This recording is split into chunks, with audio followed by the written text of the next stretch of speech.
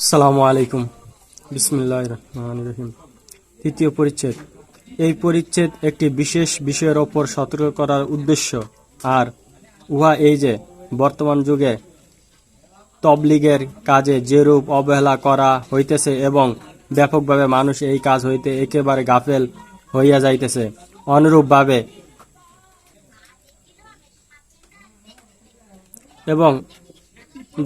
অনুরূপভাবে কোনো কোনো লোকের মধ্যে একটি বিশেষ রোগ এই দেখা দিয়েছে যে যখনই তাহারা ওয়াজ, নসিহত, লেখা, বক্তৃতা ও তালিম, তবলিগ ইত্যাদি কোনো দিনই দায়িত্বে কাজ আরম্ভ করে, তখনই তাহারা অন্যের ফিকিরে এমন ব্যস্ত হইয়া যায় যে নিজের কথা একেবারে ভুলিয়া যায়। অথচ অপরের সংশোধনের তুলনায় নিজের সংশোধনের গুরুত্ব ও প্রয়োজনীয়তা অনেক বেশি। অন্যকে নসিহত করিবে অথচ নিজে গুনাহের মধ্যে লিপ্ত থাকিবে, এইরূপ করা হইতে নবী করিম সাল্লাল্লাহু আলাইহি ওয়াসাল্লাম বিভিন্ন হাদিসে অত্যন্ত কঠোরভাবে নিষেধ করিয়াছেন। মেরাজের রাত্রিতে হযরত নবী করিম সাল্লাল্লাহু আলাইহি ওয়াসাল্লাম একদল লোক দেখতে পান, যাহাদের ঠোঁট আগুনের কাঁচি দ্বারা কাটা হইতেছিল।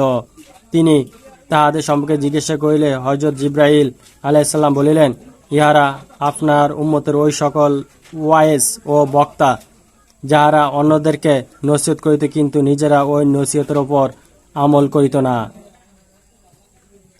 এক হাদিসে বর্ণিত হইয়াছে, কিছু সংখ্যক জান্নাতি লোক কোনো কোনো জাহান্নামকে জিজ্ঞাসা করিবে যে, তোমরা এইখানে কিভাবে পৌঁছিলে? অথচ আমরা তো তোমাদের কথার ওপর আমল করিয়া জান্নাতে পৌঁছে আছি। তাহারা বলিবে, আমরা তোমাদিকে নসিহত করিতাম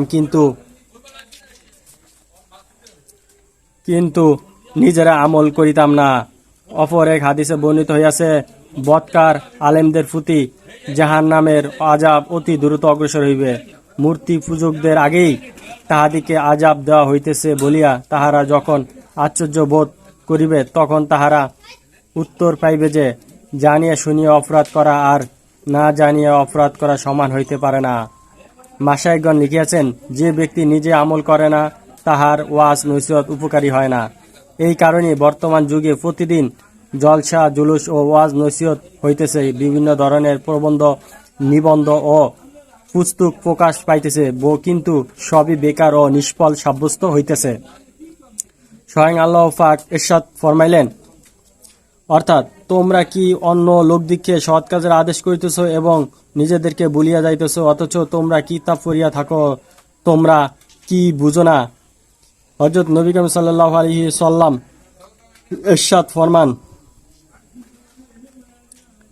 কিয়ামতের দিন 4টি প্রশ্নের জিজ্ঞাসাবাদ না হওয়া পর্যন্ত কোনো ব্যক্তি নিজ জায়গা হইতে আপন কদম বিন্দুমাত্র হটাইতে পারিবে না। 1. জীবন কোন কাজে শেষ করিয়াছ? 2. যৌবন কি কাজে ব্যয় করিয়াছ? 3. ধন দৌলত কিভাবে উপার্জন করিয়াছিলে এবং কি কি কাজে খরচ করিয়াছিলে? 4. স্বীয় এলেমের ওপর কতটুকু আমল করিয়াছিলে? হযরত আবু দারদা রাদিয়াল্লাহু বড় সাহাবী ছিলেন। তিনি বলেন, আমার সবচেয়ে বেশি ভয় হয় এই বিষয়ে যে না জানি কিয়ামতের দিন আমাকে সকলের সামনে ডাকে এই প্রশ্ন করা হয় যে, যতটুকু এলেম শিখিয়াছিলে উহার ওপর কতটুকু আমল করিয়াছ? স্বয়ং নবী করিম সাল্লাল্লাহু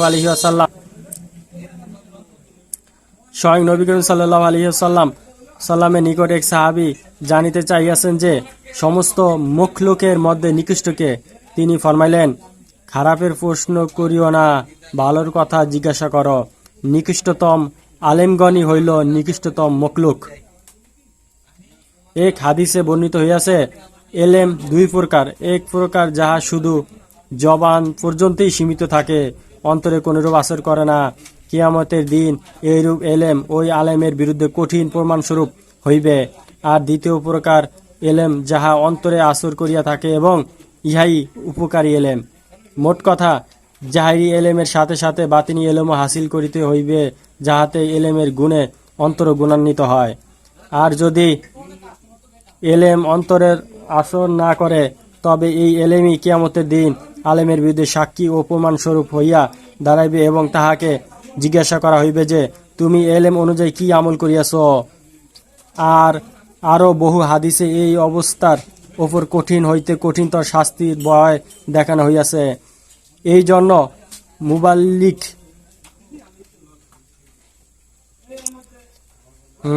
জন্য মুবাল্লিক ভাইদের খেদমতে আমার আরজ, তাহারা যেন সর্বপ্রথম নিজেদের জাহিরি ও বাতিনি ইসলাহের ফিকির করেন। তাহা না হইলে খোদা না করুন এই সমস্ত ভয়াবহ শাস্তির আওতায় পড়িয়া যাইতে হইবে।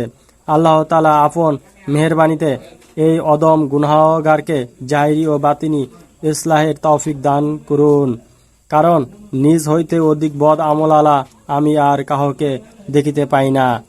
আল্লাহ যদি একমাত্র তাহার ওপার মেহেরবানিতে আমাকে রক্ষা করেন, তা হইলেই আমি রক্ষা পাইব।